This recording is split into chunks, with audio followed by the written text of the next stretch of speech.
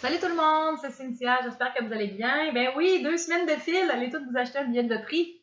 J'ai décidé que j'allais remettre à mon agenda, à mon horaire hebdomadaire mes vidéos. Donc, me voici, me voilà. On est dimanche le 3 mai 2015 et j'ai compté ça, je suis rendue à ma semaine 88 post-op de la sleeve gastrectomie. Donc, pour ceux qui ne me connaissent pas, ces vidéos concernent parcours de perte de poids. Donc, j'ai commencé mon parcours de perte de poids en décembre 2012 et mon plus haut poids enregistré était à ce moment-là de 280 livres. Et aujourd'hui, je suis à 168 livres. Comme j'expliquais la semaine passée, j'ai eu une reprise au cours de l'hiver qui m'inquiète pas plus qu'il faut parce que je continue de faire ce que je fais puis que j'ai un emploi du temps assez fou et bon, je marche pas autant que je voudrais. Mais là, il fait super beau aujourd'hui, donc c'est sûr qu'aujourd'hui, je vais aller marcher. Fait que c'est ça, je pense que c'est la fin de l'hiver qui a été difficile. Alors, j'étais moins active au niveau des marches et tout ça, mais là, le beau temps revient et puis j'ai vraiment envie d'aller faire de la randonnée. J'ai toujours mon abonnement au Parc du Vic, donc c'est ça. J'ai bien l'intention de redescendre à mon plus bas qui était 158 livres, donc j'étais à 10 livres, j'étais à 168 ce matin, donc j'ai quand même perdu 2 livres depuis la semaine passée. J'ai vraiment pris le taureau par les cornes et puis je fais attention aussi, j'essaie de slacker un peu sur le beurre de pinot. J'ai vraiment j'ai besoin de manger du beurre d'arachide à tous les jours et ou des noix. Donc, je pense que c'est mon corps qui, comme j'en ai déjà parlé à plusieurs reprises, mon corps réclame ça absolument. C'est pas quelque chose pour lequel j'avais des rages avant de perdre du poids. C'est vraiment, je pense que mon corps a besoin de certains nutriments qui sont dans les noix. Alors, j'ai arrêté de lutter contre ça, mais j'essaie de ne pas dépasser certaines limites. De toute façon, c'est plein de protéines, donc c'est bon pour moi. Alors, je m'en fais pas trop avec ça non plus. C'est ça. J'ai reçu des messages cette semaine et donc en particulier un message de quelqu'un qui me suit depuis un bon bout de temps. Ça fait, je pense, plus qu'1 an. C'est une personne qui a vécu des choses difficiles, qui traverse.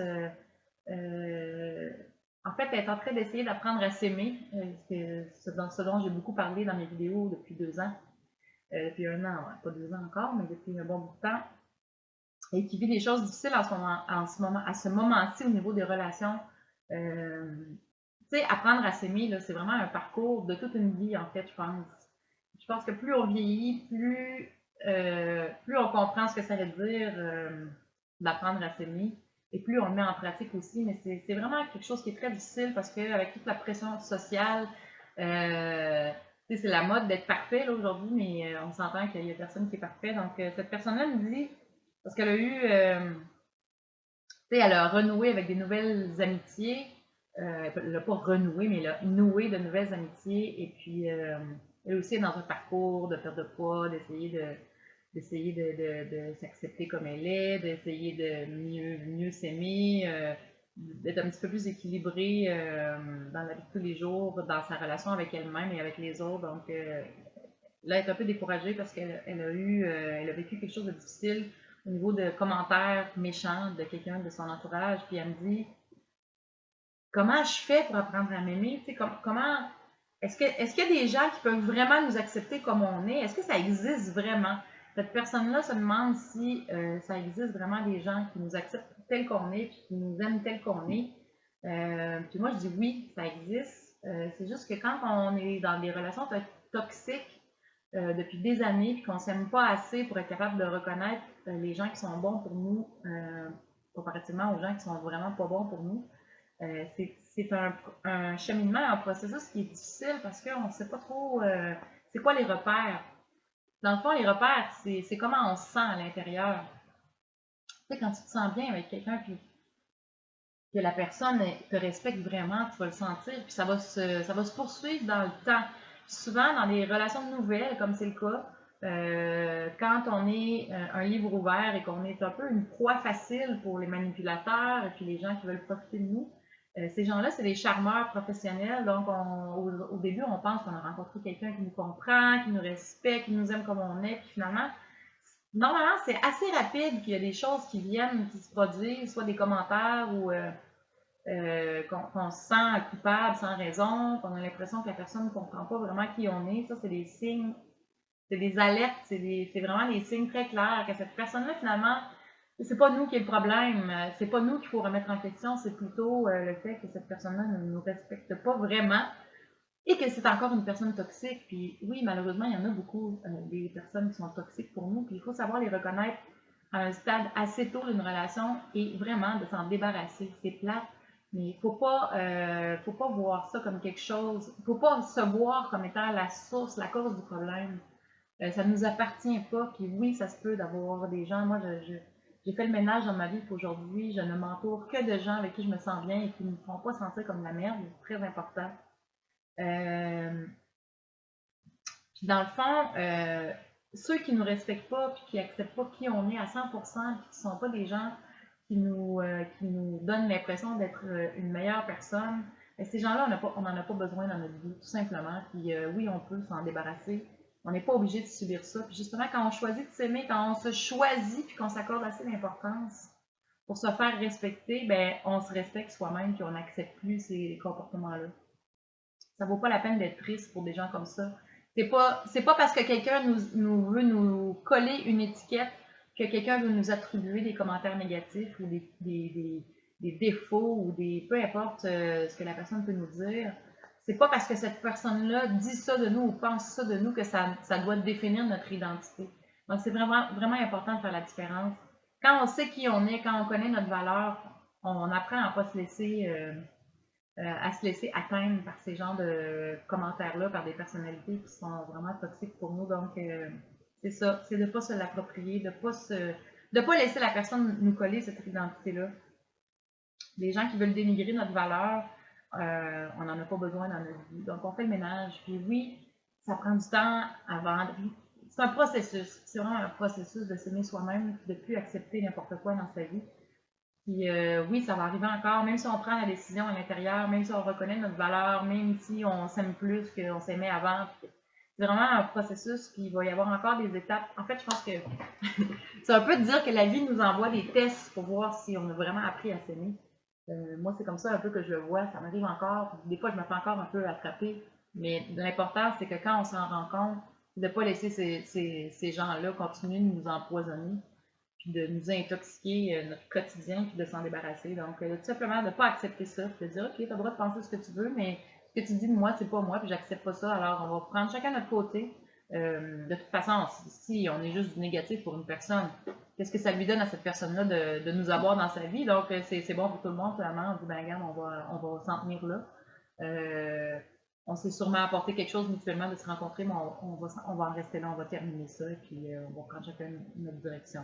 Et oui, ça peut être difficile, mais vous allez vous rendre compte que plus vite vous le faites, moins de culpabilité vous ressentez par rapport à ne pas garder des gens toxiques dans votre vie, le mieux vous allez vous sentir, puis le plus vite vous allez tourner la page. Et puis ça va vous rendre disponible et dans une attitude favorable à rencontrer des gens qui vont probablement être même mieux dans votre vie que ces gens-là qui ne font que vous faire de la peine et vous dénigrer. Donc, c'est ça.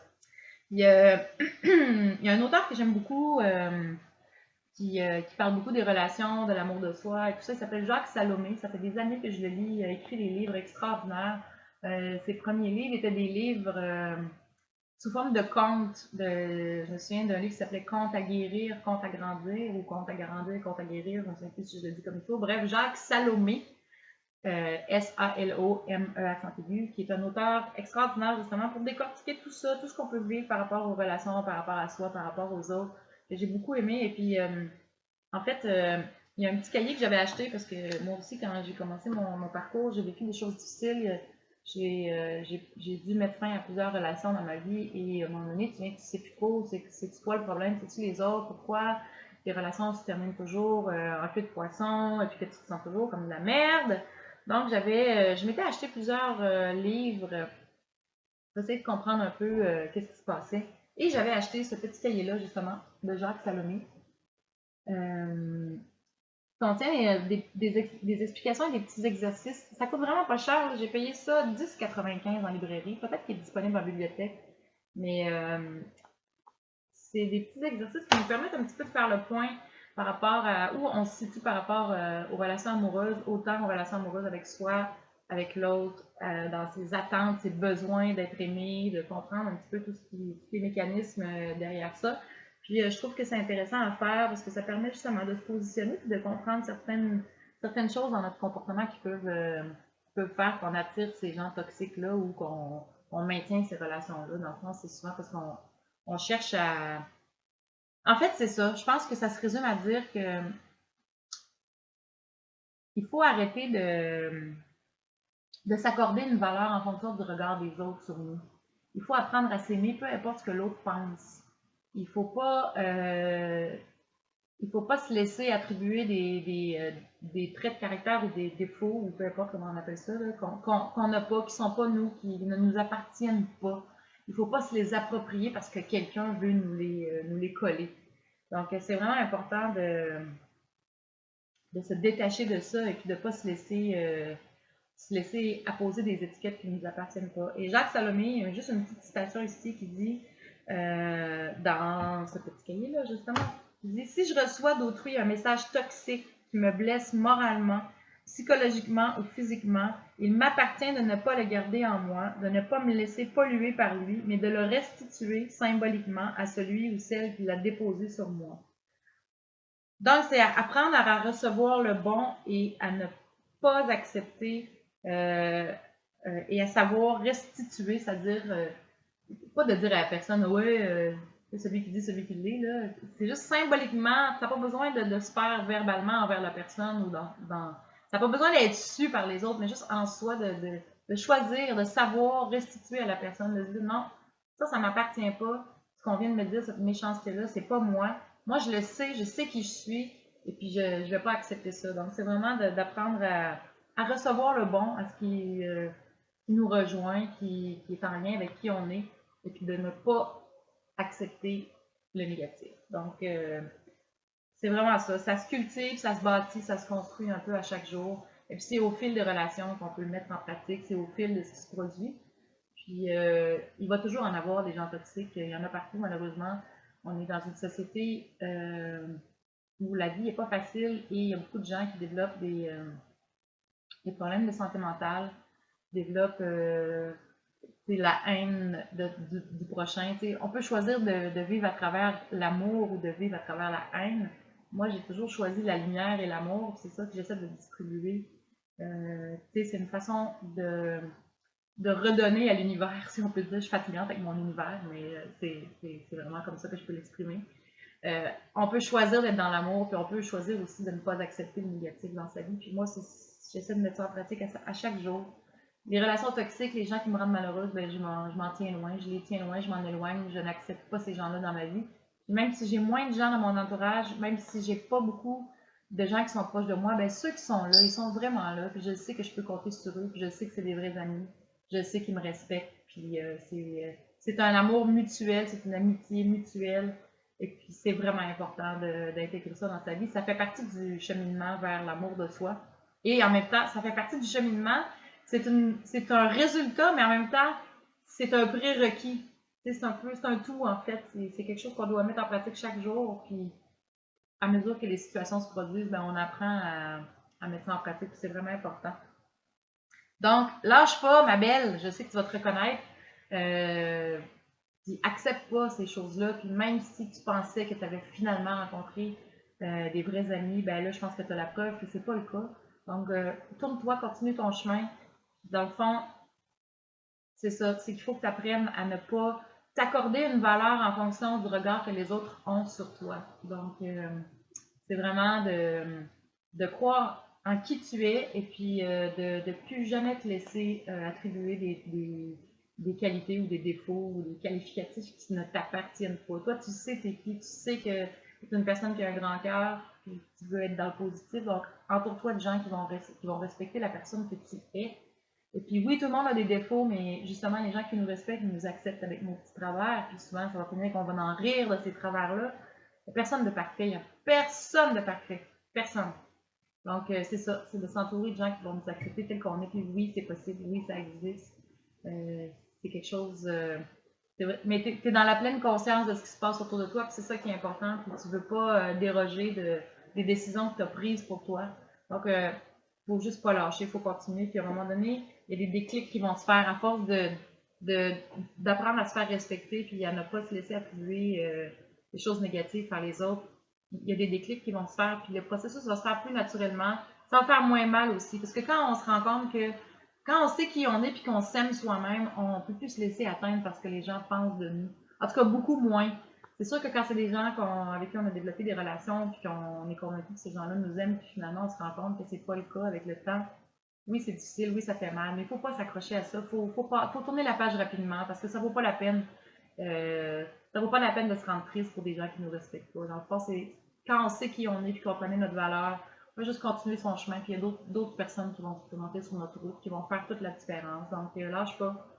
Puis je pense que ce message-là peut s'adresser à tellement. En fait, tout le monde porte un peu ça, de s'accorder de la valeur en fonction du regard des autres. Puis c'est difficile de s'en détacher, mais en même temps, plus on sait qui on est, plus on s'aime soi-même, plus on se respecte soi-même, moins ça nous affecte et plus on avance sans se soucier des critiques des autres. De toute façon, tu sais, il y a beaucoup de petits proverbes qui disent peu importe ce que tu dis, peu importe ce que tu fais, peu importe les décisions que tu vas prendre ou que tu ne vas pas prendre, ou ce que tu vas choisir de dire ou t'abstenir de dire, on va toujours te critiquer de toute façon. Alors, sois toi-même et puis fais ce que tu penses qui est bon pour toi et juste comme va vers la lumière, puis ça va aller. Donc, voilà mon petit message par rapport à ce que les autres peuvent nous faire comme mal pour apprendre à plus accepter les relations toxiques. Je voulais parler aussi de l'image corporelle aujourd'hui parce que l'été s'en vient, hein, puis ceux qui sont dans un parcours de perte de poids, ben, tout le monde en fait, on est tous vraiment touchés par l'espèce d'anxiété de perfection physique. Puis moi, j'avais envie d'en parler parce que dans mon groupe de soutien vendredi à Pierre Boucher, on a parlé de ce sujet-là parce que l'été s'en vient. Puis évidemment, qui dit été dit vêtements légers. Donc, qui dit vêtements légers dit dévoiler un peu plus de surface de peau. Et quand on a un problème d'obésité, souvent on n'est pas à l'aise avec ça. Puis quand on perd du poids, puis qu'on a perdu beaucoup de poids, puis qu'on a des parties de notre corps qui sont molles ou pendouillantes et qui jiggle, jiggle, des fois ça devient un petit peu plus difficile de penser à mettre le maillot de bain ou les shorts ou les petites camisoles et tout ça. Et puis il y en a beaucoup qui m'écrivent des messages qui me disent ah, j'aimerais ça être forte comme toi puis m'accepter comme toi. Je mets un bémol là-dessus. Dans le sens où je suis loin de m'accepter encore 100% tel que je suis. C'est vraiment un parcours du combattant. Ça demande beaucoup de courage, en fait, de s'accepter comme on est. Et puis, je dirais que je suis pas encore rendue à destination. Je travaille là-dessus à tous les jours. Et oui, moi aussi, je suis confrontée au fait que, malgré le fait que j'ai choisi de m'aimer moi-même et de m'accepter tel que je suis, c'est difficile parce qu'il y a toujours le regard des autres qui est là pour nous rappeler qu'on ne répond pas aux standards de beauté. Et puis ça, c'est quelque chose qui, tu sais, ça revient à ce que je disais tantôt. Tu sais, l'image physique, l'enveloppe corporelle, on choisit pas, hein, on choisit pas nécessairement comment on est constitué et puis on essaie tout de correspondre à cette espèce d'image-là qui, dans le fond, existe même pas vraiment dans la société, sauf pour quelques cas isolés.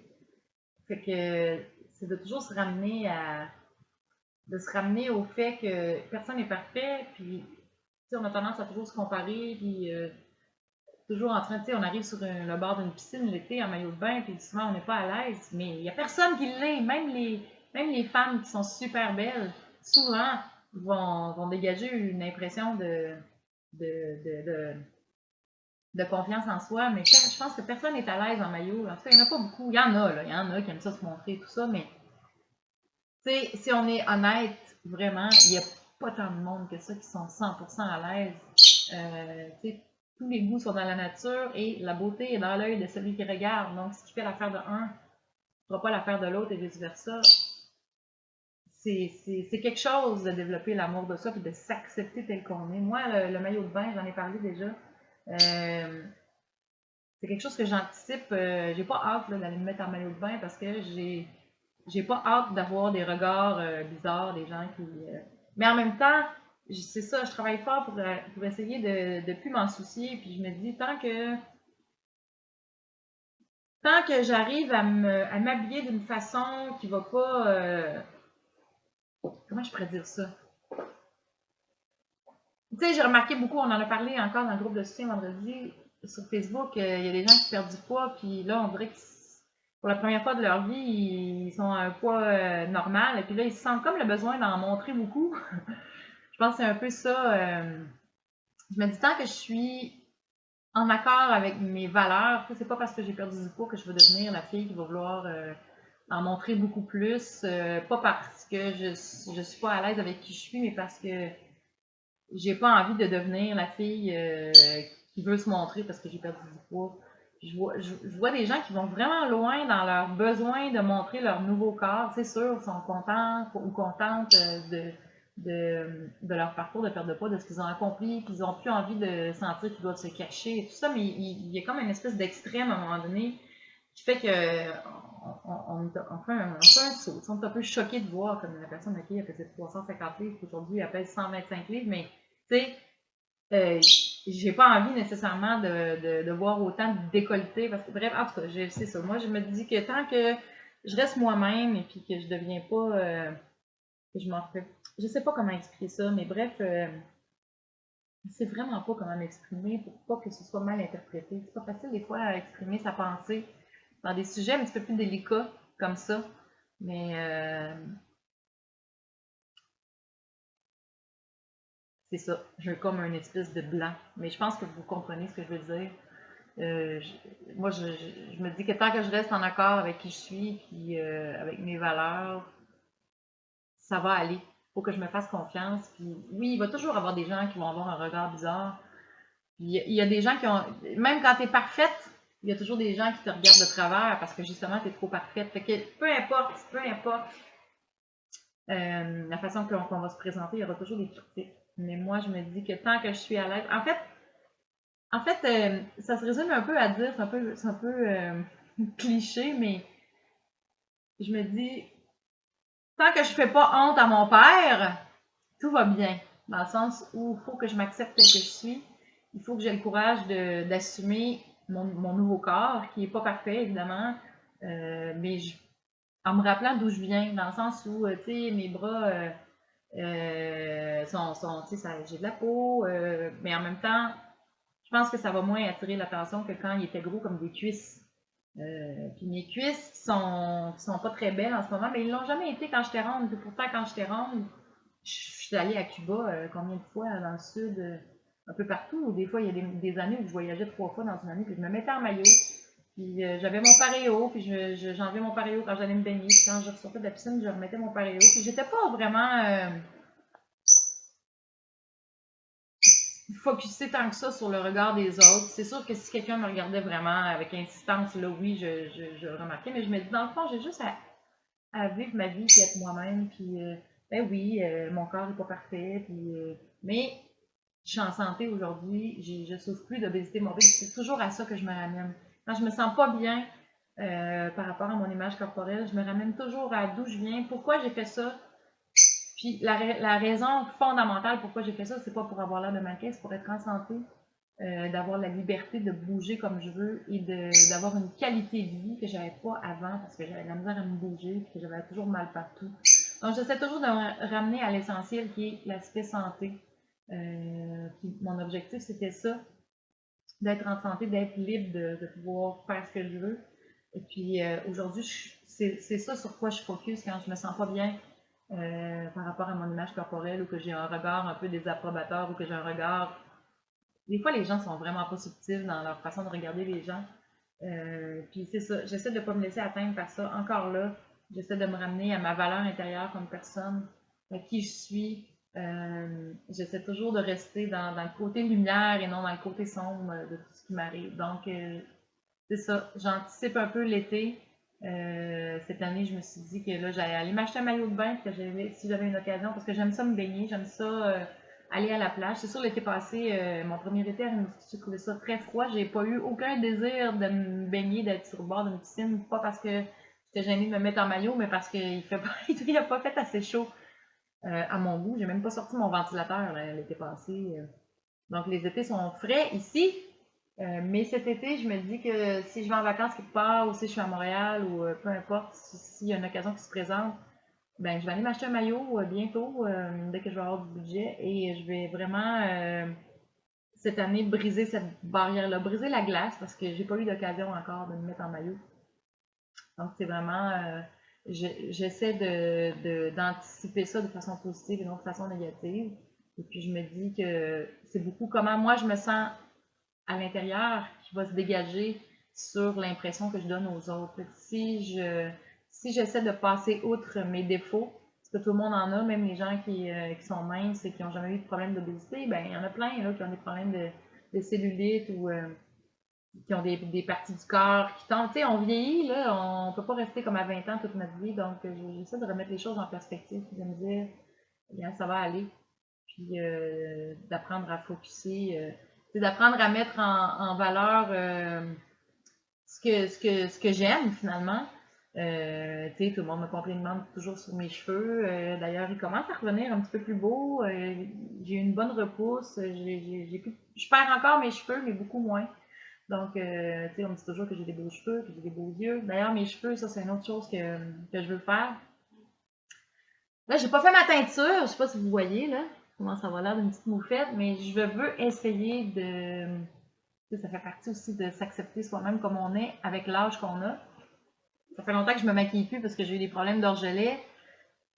Il y a des jours où j'aimerais ça pouvoir me maquiller, mais je sais que je vais faire des orgelets, donc je m'abstiens. Et ça a été difficile parce que quand je suis fatiguée, ben, comme en ce moment, je trouve que j'ai plus l'air de mon âge, alors qu'avant, on me disait toujours que j'avais l'air vraiment plus jeune. Là, ça va être les cheveux. J'ai décidé, j'ai vraiment beaucoup de cheveux gris. Vous voyez ma repousse ici, là. C'est. Voilà, il faut que je me rende à l'évidence. J'ai 45 ans, et puis j'ai une génétique. Ma mère était poivre et sel très jeune, et mon père aussi. Mais en même temps, je trouve ça beau quand je vois une femme qui s'assume avec ses cheveux gris, puis que ça leur va bien. C'est sûr, ça va pas à tout le monde. Si ça me va pas du tout, je vais les reteindre, c'est sûr. Si ça me vieillit vraiment beaucoup, là, que j'ai l'air d'avoir 10 ans plus vieux, oui, je vais les reteindre. Parce que je suis pas prête encore à avoir l'air 10 ans plus vieille que je le suis déjà. Donc, mais je m'essaye, je me dis, j'essaie de pas faire de teinture. Donc, à suivre! Si je pouvais aller chez la coiffeuse à tous les mois, je me ferais couper court. Ce serait plus facile, puis ce serait plus beau de me faire couper les cheveux très courts, puis d'être à l'état naturel. Là, je sais que je vais avoir l'air d'une moufette vraiment pendant un bout de temps. Je ne sais pas comment je vais gérer ça. C'est vraiment une semaine de vidéos où c'est l'image corporelle qui est à l'honneur parce que c'est ça, c'est difficile d'accepter tous ces changements-là. Vieillir, c'est. On se sent invincible quand on est jeune, quand on a 20 ans, même à 30 ans, tu sais, on a l'impression que c'est loin, mais on vieillit. À partir de la naissance, on commence à vieillir, puis la société nous impose de rester jeune même quand on vieillit, donc il faut accepter cette réalité-là. Et puis je pense que, tu sais, il y a prendre de l'âge. J'écoutais un documentaire hier soir sur les personnes âgées au Québec, je sais plus comment ça s'appelait, mais je trouvais ça vraiment intéressant de voir des vieilles madames de 90 ans, 95 ans, qui étaient encore toutes dynamiques, toutes pimpantes, puis qui disaient, tu sais, il y a deux choses. Il y a vieillir, puis il y a prendre de l'âge. Prendre de l'âge, ben, c'est la normale. C'est ça la vie, on prend de l'âge. Mais prendre de l'âge, ça veut pas dire être vieux. On est vieux quand on n'a plus de passion dans la vie, puis quand on a l'impression que le meilleur est derrière soi, puis qu'on n'a plus rien à apprendre de la vie, puis qu'on n'a plus rien à aimer de la vie. Là, on est vieux. Mais prendre de l'âge, ça, c'est normal, puis on peut pas s'en sauver personne. Mais on peut choisir de pas devenir vieux, puis de rester jeune. Tu sais, quand on dit jeune de cœur, ben c'est ça, c'est continuer d'aimer la vie, puis continuer d'avoir des passions, puis des activités qui nous font aimer la vie, puis d'avoir des relations qui nous font nous sentir jeunes aussi, de pas se laisser aller, de pas se laisser sombrer dans la déprime parce qu'on prend de l'âge. Je pense que chaque âge a ses beaux côtés. Puis je pense que la sagesse qui vient avec la prise d'âge, c'est quelque chose de positif aussi. Puis je le vis. Je pense que c'est probablement ça aussi qui m'arrive dans tout mon parcours vers l'équilibre, vers m'aimer moi-même, d'apprendre à me choisir, d'apprendre à me respecter et à me faire respecter. Ben, je pense que c'est un peu l'âge aussi. Quand on prend de l'âge, on a beaucoup d'expérience, on a beaucoup de vécu. Puis on fait la part des choses, on met tout en perspective, puis on est capable de relativiser ce qui nous arrive, puis comment on se sent, puis nos relations par rapport aux autres et tout ça. C'est ça un peu la sagesse. Puis, tu sais, j'ai 45 ans, j'ai pas 70 ans, mais je le vois déjà que mon regard face à la vie, mon regard face aux autres, face à les priorités changent. C'est ça. Je pense que ça fait un peu partie de prendre de l'âge et de développer de la sagesse. C'est la sagesse qui s'installe tranquillement. Puis c'est ça. Donc, on a le choix de vieillir ou juste prendre de l'âge puis rester jeune. Donc, moi, je pense que je vais être jeune tout le temps. Je vais être jeune toute ma vie parce que je suis quelqu'un qui aime vraiment la vie. Je suis quelqu'un qui aime vraiment redonner aux autres. J'essaie d'apporter ma contribution en étant là pour les autres. C'est ça qui me nourrit, c'est ça qui me fait avancer, c'est ça qui est mon moteur quelque part dans tout ce que je fais.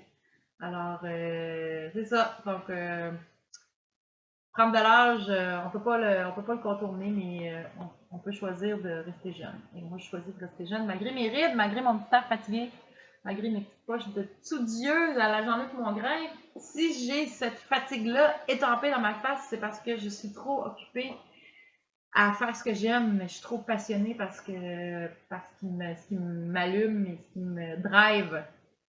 Fait que là, les vacances s'en viennent, je vais pouvoir me reposer un petit peu. Mais c'est ça, je pense que c'est une bonne fatigue dans le sens où c'est pas une fatigue négative, c'est vraiment je suis fatiguée parce que je me donne vraiment à fond dans tout ce que je fais, puis à quelque part, c'est ça qui fait mon bonheur. Faire ce qu'on aime, c'est pas donné à tout le monde. Il y en a beaucoup qui se confinent dans des jobs qu'ils aiment pas, dans des relations qui les rendent malheureux, dans des... Tu sais, je veux dire, à quelque part, c'est de se sentir bien avec... C'est de se sentir en accord avec qui on est, puis avec ce qu'on veut dans notre vie, qui est important, puis... tu sais, des fois, c'est ça, comme en ce moment, je me donne beaucoup, puis je suis fatiguée, tout le monde me dit fais attention à toi. Oui, j'essaie de faire attention à moi, je fais attention à moi à travers tout ça, puis je sais que je vais m'accorder une pause vraiment dans pas longtemps, dans 3 semaines, même pas dans.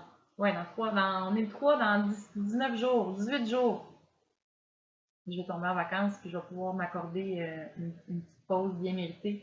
Mais c'est ça, je pense que l'important, c'est de se choisir puis d'apprendre à s'aimer pour être capable de vivre en accord avec qui on est vraiment au fond de nous. C'est ça qui est important. Donc, je suis déjà rendue à 32 minutes. Je m'étais dit que j'allais faire une petite vidéo courte, comme d'habitude, fidèle à moi-même. Merci d'être là, tout le monde. Merci de me suivre. Merci de m'écrire. Gênez-vous pas pour m'écrire. Vraiment, ça me donne des idées de sujets desquels parler. Je lis tous vos messages. Des fois, ça peut prendre quelques jours avant que je réponde, évidemment, parce que je suis en fin de session à l'école. Mais je lis tous vos messages et je réponds à tout le monde, même si des fois, c'est pas aussi rapide que je voudrais. Merci de m'écrire, merci de nourrir mes sujets de vidéos. À chaque semaine, je reçois des beaux messages.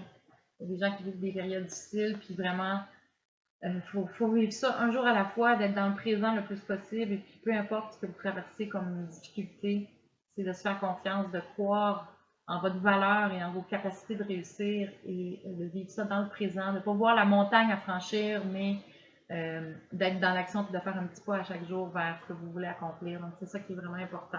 Alors, on lâche pas la pétaque, on continue.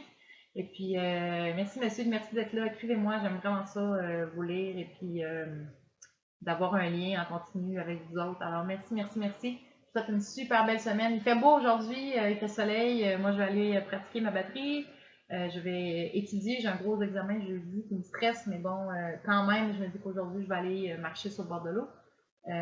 Si mon téléphone veut bien collaborer, peut-être que je pourrais faire une petite vidéo extra pour vous montrer comment il fait beau ici aujourd'hui à Rimouski. Alors, je vous embrasse tout le monde, bonne semaine, puis au plaisir de vous retrouver, j'espère, la semaine prochaine. J'espère que je vais être capable parce que là, je tombe vraiment dans ma période d'examen plus concentrée, mais je vais essayer d'être là quand même. Alors, bonne semaine, je vous embrasse et puis à bientôt, profitez du soleil, c'est le printemps. Ça me met de bonne humeur, faut en profiter. Ciao!